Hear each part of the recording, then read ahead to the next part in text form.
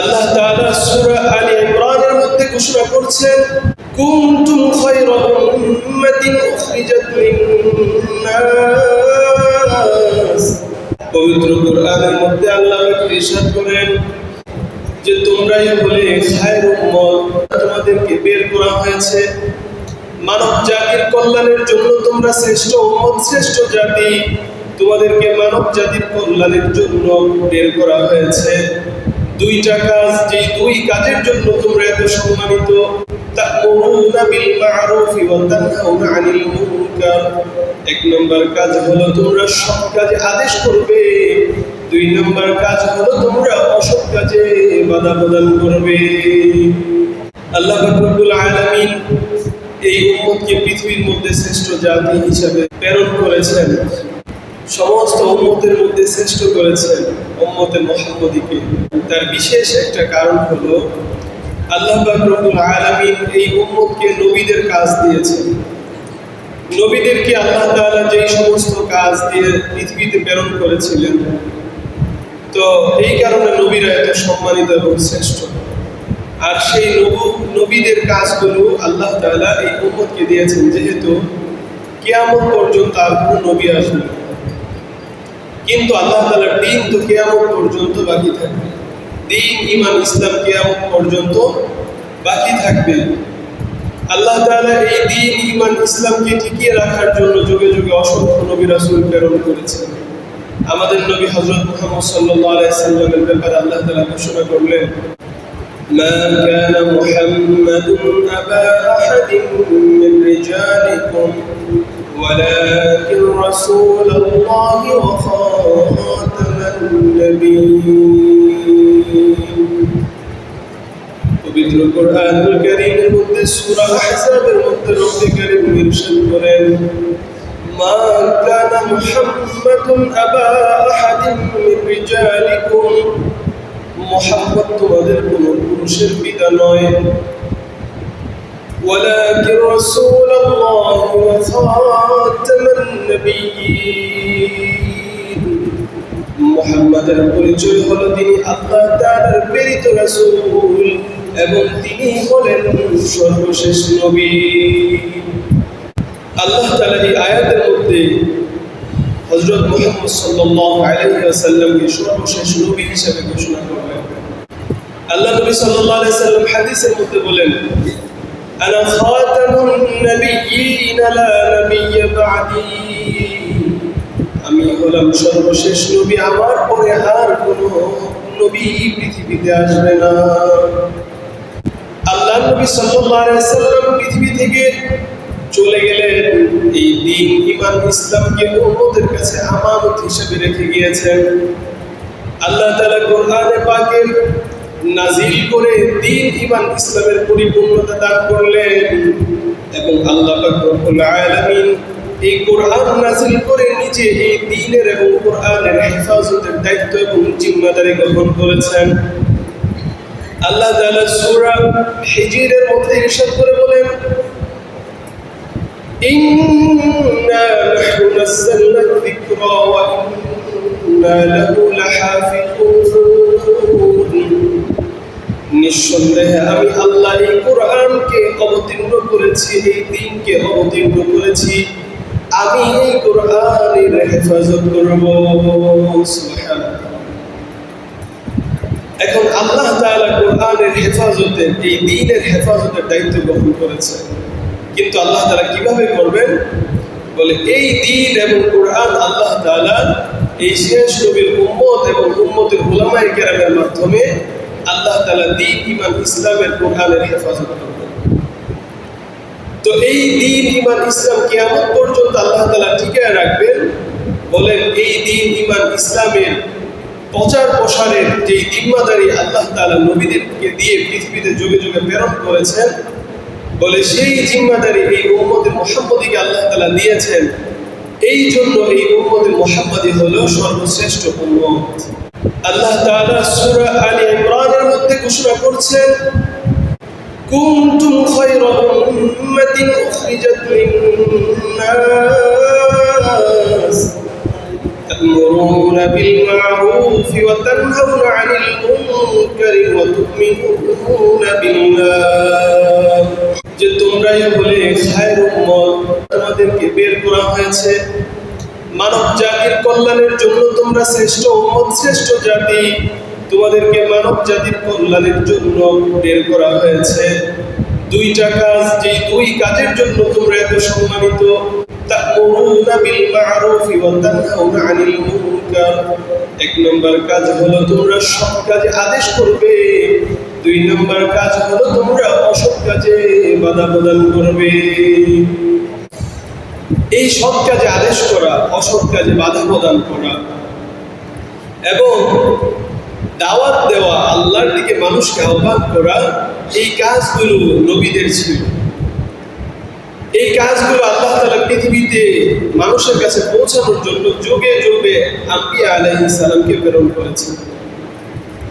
কারণ আল্লাহ তাআলার কাছে দ্বীন এত প্রিয় যে এই দ্বীনকে জিন্দা করার জন্য, দ্বীনকে কায়েম করার জন্য পৃথিবীর বুকে অসংখ্য নবী রাসূল শুধু প্রেরণই করেন নাই, তাদেরকে দিয়ে এই দ্বীনের কাজ পৌঁছানোর ক্ষেত্রে হাজারো রকমের কষ্ট এবং মুসিবত এবং প্রতিকূল অবস্থার সম্মুখীন নবীরা হয়েছেন।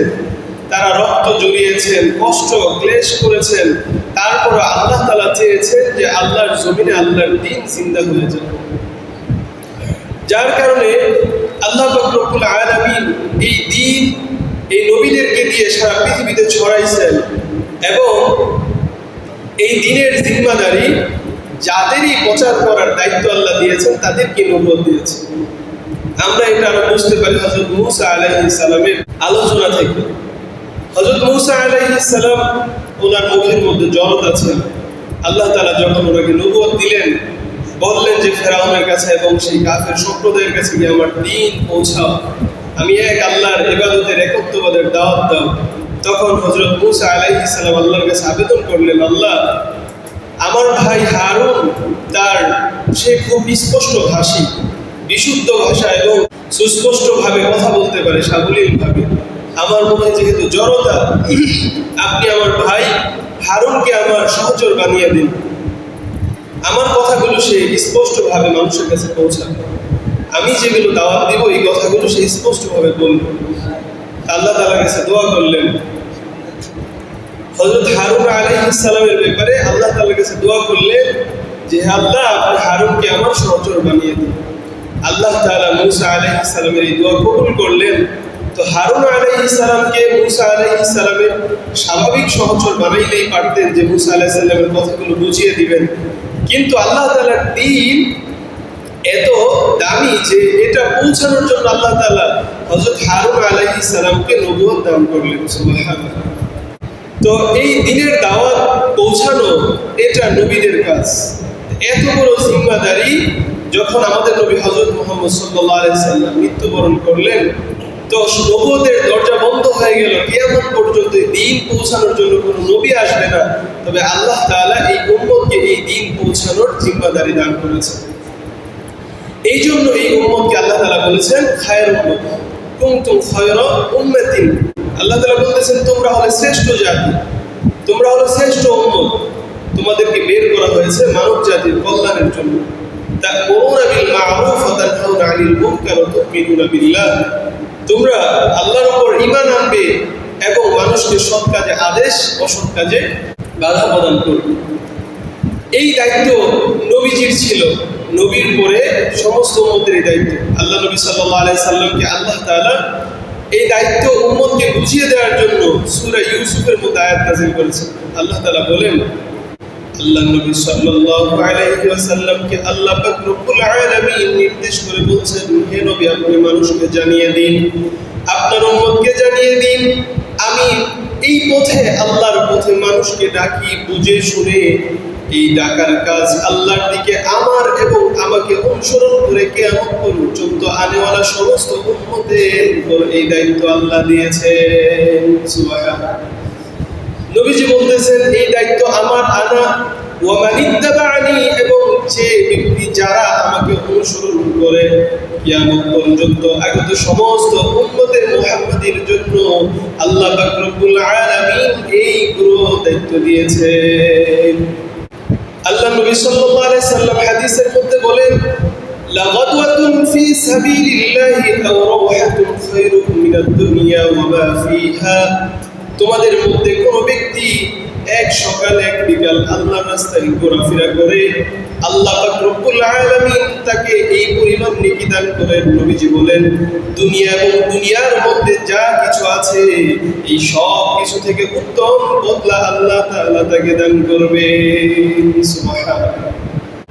আল্লাহ নবী সাল্লাল্লাহু আলাইহি সাল্লাম সৎ কাজে আদেশ করা, অসৎ কাজে বাধা প্রদান করার ব্যাপারে ঈমানের স্তর বর্ণনা করে হাদিসের মধ্যে ইরশাদ করছেন, মান রাআ মিনকুম মুনকিরান ফালিয়ুগাইয়িরহু বিয়াদি।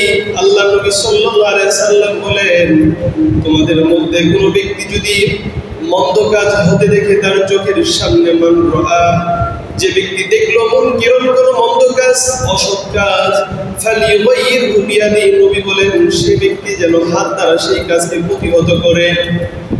ওয়ামান লাম ইস্তাতি' ফাবিলিসানিহি, যদি সেই ব্যক্তি হাত দ্বারা সেই কাজ প্রতিহত করার সক্ষমতা না রাখে, আল্লাহ নবী বলেন সে যেন তার জবান দ্বারা সেই কাজের প্রতিবাদ করে এবং সেই কাজ থেকে বাধা প্রদানের জন্য সে জবান দ্বারা চেষ্টা করে।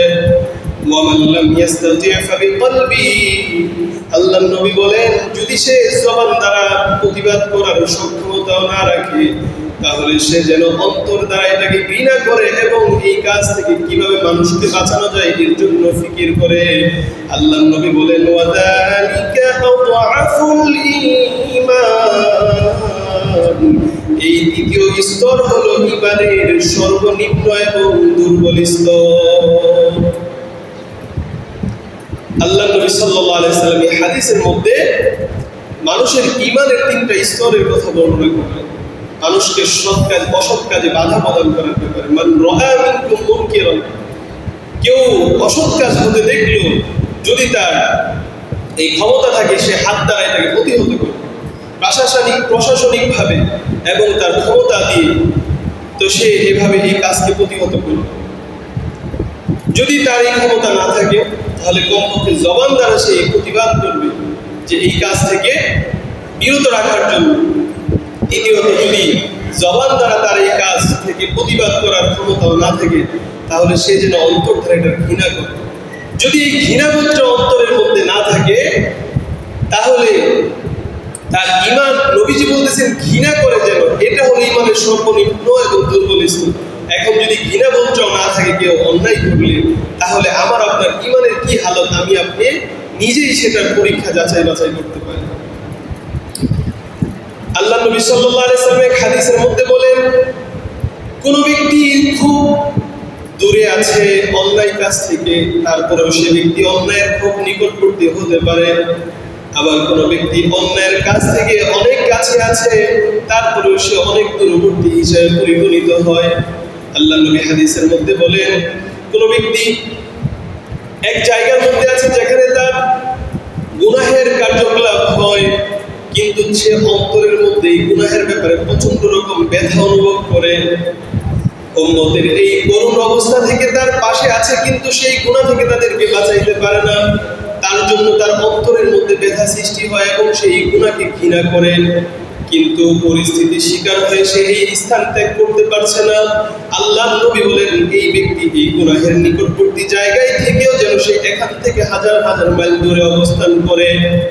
পক্ষান্তরে কোনো ব্যক্তি গুনাহের কাজ থেকে, গুনাহ যেখানে সংঘটিত হচ্ছে এই জায়গা থেকে বহু দূরে অবস্থান করছে, কিন্তু এই গুনাহকে সে আন্তরিকভাবে এটাকে সমর্থন করে, এই গুনাহ থেকে সে দূরে থাইকেও এটার মজা সে আস্বাদন করে, উপভোগ করে। নবীজি বলেন, এই ব্যক্তি এই গুনাহ থেকে হাজার মাইল দূরে থেকেও সে যেন এই গুনাহকারীদের সাথে অবস্থান করছে। নাউজুবিল্লাহ। তার মানে হলো গুনাহ এবং অন্যায় কাজ সরাসরি আমি তো যদি হাতের সামর্থ্য থাকে সেটা বাধা দিব, না থাকলে মুখে বাধা দিব, তাও না থাকলে অন্তরে ঘৃণাবোধ যদি থাকে এবং সেই গুনার যারা করছে তাদের ব্যাপারে যদি আমার অন্তরে এই দরদ থাকে, নবীজি বলেন এই ব্যক্তি গুনাহের কাছে থেকেও সে যেন অনেক দূরে অবস্থান করছে। আর কোনো ব্যক্তি এই গুনাহ থেকে হাজার মাইল দূরে অবস্থান করতেছে কিন্তু সে এই গুনাহের পক্ষে এবং তার সমর্থনে এই গুনার প্রতি আছে, তাহলে সে যেন হাজার মাইল দূরে থেকে এই গুনার মধ্যে সে নিজে লিপ্ত হয়ে আছে। নাউজুবিল্লাহ। আজকের সাধারণ উদাহরণ আমাদের মধ্যে ব্যাপকভাবে আছে। অনলাইনের কল্যাণ বা অপকল্যাণে আমাদের হয় যে পৃথিবীর কোনো প্রান্তে খেলাধুলা হচ্ছে, কোনো ম্যাচ হচ্ছে বিভিন্ন দেশের, কিন্তু আমি পৃথিবীর আরেক প্রান্তে বসে আছি, তো এই প্রান্ত থেকেও আমি ওনাকে উপভোগ করতেছি, আমি নিজের এটা সমর্থন করতেছি। তো নবীজির এই হাদিস অনুযায়ী এই ব্যক্তি নিজে যেন সেই গুনাহের মধ্যে অবস্থান করতেছে। তো আল্লাহ নবী সাল্লাল্লাহু আলাইহি সাল্লাম হাদিসের মধ্যে এই যে তিনটা স্তরের কথা বললেন, নবী সাল্লাল্লাহু আলাইহি ওয়াসাল্লাম যে উম্মতকে এই দাওয়াতের জিম্মাদারি দিলেন, উম্মতের মধ্যে নবীর উম্মতের প্রতি দরদের যে জিম্মাদারি দিলেন, বলে আমরা নবীর উম্মত হিসেবে প্রতিটা আমলের ক্ষেত্রে নবীর ওয়ারিস এবং তার অনুসরণ করতে হবে, এটা অপরিহার্য। আল্লাহ নবী সাল্লাল্লাহু আলাইহি সাল্লামের নিজের দৈনন্দিন সমস্ত কাজের যেরকম অনুসরণ করতে হবে, ঠিক তদ্রূপভাবে আমাদের আপনাদের মধ্যে নবীজির যে দরদ ছিল অন্তরের মধ্যে, উম্মতের সেই দরদেরও অংশীদার হতে হবে। যদি না হয় তাহলে আমি আপনি পরিপূর্ণ নবী উম্মত এবং সাচ্চা উম্মত হিসেবে নিজেকে দাবি করতে পারি না।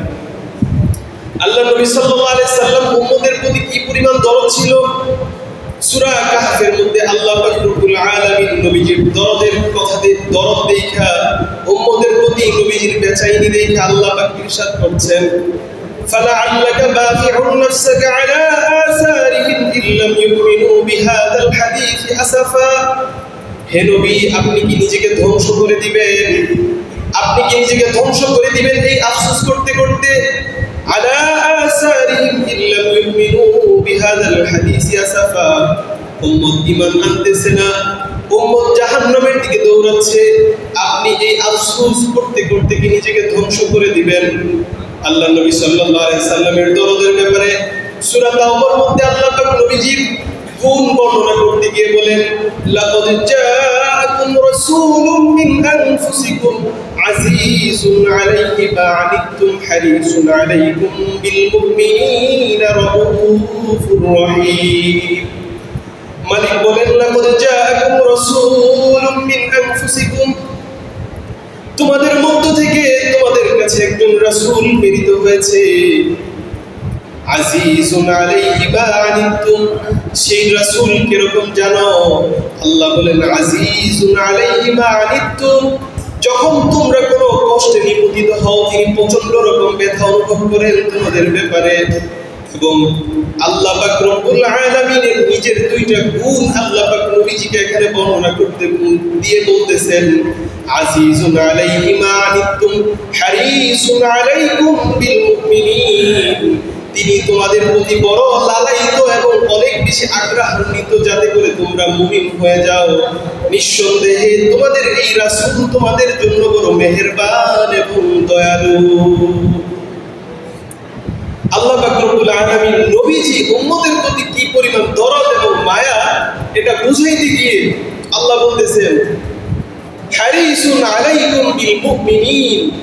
হারিস শব্দের অর্থ নবী, নবীর ভিতরে কি পরিমাণ লোভ এবং কি পরিমাণ আগ্রহ যে আল্লাহ তাআলা হারিস শব্দ ব্যবহার করে বলতেছেন, হারিসুন আলাইকুম বিল মুমিনিন, তোমরা যাতে মুমিন হয়ে যাও এই জন্য তিনি এই পরিমাণ আগ্রহান্বিত নিজের ভিতর থেকে। সূরা কাহফের মধ্যে আল্লাহ তাআলা এই আয়াতে কথা বলেছেন যে আপনি কি উম্মতের দাওয়াত দিতে দিতে এবং উম্মতের ব্যাপারে এই পেরেশানির আফসোস করতে করতে নিজেকে ধ্বংস করে দিবেন? একই কথা আল্লাহ তাআলা সূরা শুআরার মধ্যেও বলেছেন। আল্লাহ নবী সাল্লাল্লাহু আলাইহি সাল্লাম একদিন হাদিসে পাকের মধ্যে বলেন, আমি একদিন স্বপ্নে দেখতেছিলাম উম্মত জাহান্নামের দিকে দৌড়াচ্ছে এমন ভাবে যে উম্মত জাহান্নামের মধ্যে পঙ্গপালের মতো নিক্ষেপ হচ্ছে। পঙ্গপাল যেরকম ভাবে আগুনের মধ্যে ঝাঁপ দেয়, আমার উম্মতকে আমি দেখতে পাইলাম আগুনের মধ্যে এমন ভাবে ঝাঁপায় পড়তেছে। আমি নবীজি উম্মতের কোমর ধরে ধরে আমি তাকে জাহান্নাম থেকে বের করে নিয়ে আসতেছি। আল্লাহ নবী সাল্লাল্লাহু আলাইহি সাল্লাম উম্মতের এই যে হালত তিনি স্বপ্নে দেখলেন, বলে নবী সাল্লাল্লাহু আলাইহি সাল্লামের এই হালত স্বপ্ন দেখার মূল কারণ হলো আল্লাহ নবী সাল্লাল্লাহু আলাইহি সাল্লাম উম্মতের প্রতি এই পরিমাণ দয়া এবং ভালোবাসা ছিল তাদের জান্নাতি হওয়ার ব্যাপারে, নবীজিকে আল্লাহ তাআলা এই স্বপ্ন দেখায় দিয়েছেন। সুবহানাল্লাহ।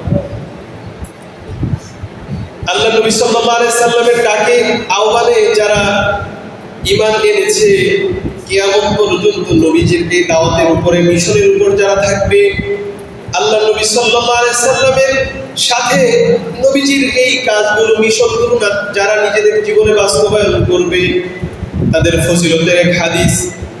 আল্লাহ নবী সাল্লাল্লাহু আলাইহি সাল্লাম একদিন ঘুমন্ত অবস্থায় ছিলেন। এমত অবস্থায় একদল ফেরেশতা আসে, আয়েশা নবীজির কাছে অবস্থান করতেছিল। তো ফেরেশতাদের মধ্য থেকে একজন ফেরেশতা বলতেছিল, একটা উদাহরণ দিচ্ছিল।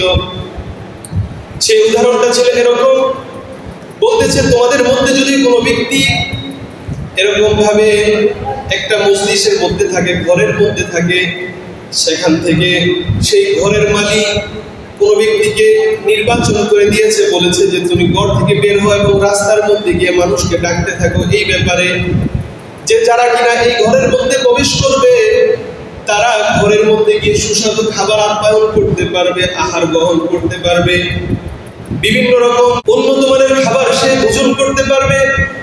তো এক ব্যক্তি ঘর থেকে বের হয়ে ঘরের মালিকের কথা অনুযায়ী মানুষকে রাস্তার মধ্যে ডাকতেছে, দাওয়াত দিচ্ছে যে যদি এই ঘরের মধ্যে প্রবেশ করো তাহলে সুস্বাদু খাবার খাইতে পারবে, উত্তম ভোজ করতে পারবে, এরকম ভাবে মানুষকে আহ্বান করতেছে। তখন বলা হচ্ছে এই ব্যক্তির কথায় কিছু মানুষ সত্য মনে করলো এবং সত্য মনে করে ওই ঘরের মধ্যে প্রবেশ করলো। রাস্তার মানুষগুলো ঠিক এই কথাগুলো সত্য হয়েছে এবং তারা ঘরের মধ্যে প্রবেশ করে বিভিন্ন রকমের আইটেমের বিভিন্ন সুস্বাদু খাবার তারা গ্রহণ করলো। আর কিছু মানুষের অবস্থা ছিল এরকম, যারা এই আহ্বানকারীর কথা বিশ্বাস করছিল না, যারা তার কথা সত্য মনে করছিল না, তারা পথ দিয়ে চলে যাচ্ছিল। তো এই মানুষগুলো এই উত্তম এবং সুস্বাদু খাবার গ্রহণ করতে পারছিল না। এই উদাহরণের কথা বলার পরে ওই ফেরেশতা যেই জামাতের মধ্যে এই কথাগুলো বলতেছিল, ফেরেশতার জামাতরা ওই ফেরেশতাকে জিজ্ঞাসা করলো এই কথার ব্যাখ্যা কি, তুমি যে উদাহরণ দিল এর অর্থ কি? তখন তিনি বলতেছিলেন, শোনো, এই যে উদাহরণ দিলাম একটা ঘর, এই ঘরের মালিক একজন মানুষকে নির্বাচন করে বাইরে পাঠিয়েছে। তো এই ঘরের মালিক হলো স্বয়ং আল্লাহ তাআলা। আর যেই ঘরের কথা বললাম সেই ঘর হলো জান্নাত। আর যেই মানুষটাকে নির্বাচন করে পাঠিয়েছে সেই মানুষটা হলো এই যে এখানে ঘুমন্ত শায়িত মুহাম্মদুর রাসূলুল্লাহ সাল্লাল্লাহু আলাইহি ওয়াসাল্লাম। এই মুহাম্মদ সাল্লাল্লাহু আলাইহি সাল্লামকে আল্লাহ তাআলা দুনিয়াতে পাঠাইলেন যে মানুষকে সত্যের দাওয়াত দিন, আল্লাহর কথা বলুন, জান্নাতের কথা বলুন। যারা মুহাম্মদ সাল্লাল্লাহু আলাইহি সাল্লামের কথাগুলো সত্য এবং বাস্তব মনে করে নিজেদের জীবনের মধ্যে নবীজির জীবন আদর্শকে বাস্তবায়ন করলো, তারা আল্লাহ পাকের সেই ঘোষণা অনুযায়ী সেই জান্নাতে প্রবেশ করবে এবং তারা সেই জান্নাতের মধ্যে চিরকাল থাকবে এবং সুস্বাদু খাবার আপ্যায়ন গ্রহণ করবে। সুবহানাল্লাহ। তার মানে হলো যারা কিনা কিয়ামত পর্যন্ত নবীজি সাল্লাল্লাহু আলাইহি সাল্লামের রেখে যাওয়া দ্বীন, ঈমান, ইসলাম নিজের জীবনে বাস্তবায়ন করবে, সত্য মেনে এটার উপর আমল করবে, আল্লাহ নবী সাল্লাল্লাহু আলাইহি ওয়াসাল্লামের এই হাদিস অনুযায়ী সেই ব্যক্তি জান্নাতি বান্দা হিসেবে আল্লাহর কাছে পরিগণিত হবে। সুবহানাল্লাহ। নবী সাল্লাল্লাহু আলাইহি সাল্লাম ঘুম থেকে জাগ্রত হয়ে এই পুরো স্বপ্নের কথা সাহাবীদেরকে বললেন যে স্বপ্নে আমি এরকম পুরো দৃশ্য দেখেছি। আল্লাহ নবী সাল্লাল্লাহু আলাইহি ওয়াসাল্লামের এই রেখে যাওয়া দ্বীন, ঈমান, ইসলামের যে মিশন এই উম্মতকে দিয়ে গেলেন, আল্লাহ তাআলা আমাদেরকে এই মিশন বাস্তবায়ন করার জন্য জনম মৃত্যু পর্যন্ত লেগে থাকার তৌফিক দান করেন, আমিন। বিশেষ করে সৎ কাজে আদেশ, অসৎ কাজে বাধা প্রদান করার পরিপূর্ণ তৌফিক দান করেন, সকলে করে আমিন। ওয়া আখিরু দাওয়ানা আলহামদুলিল্লাহি রাব্বিল আলামিন।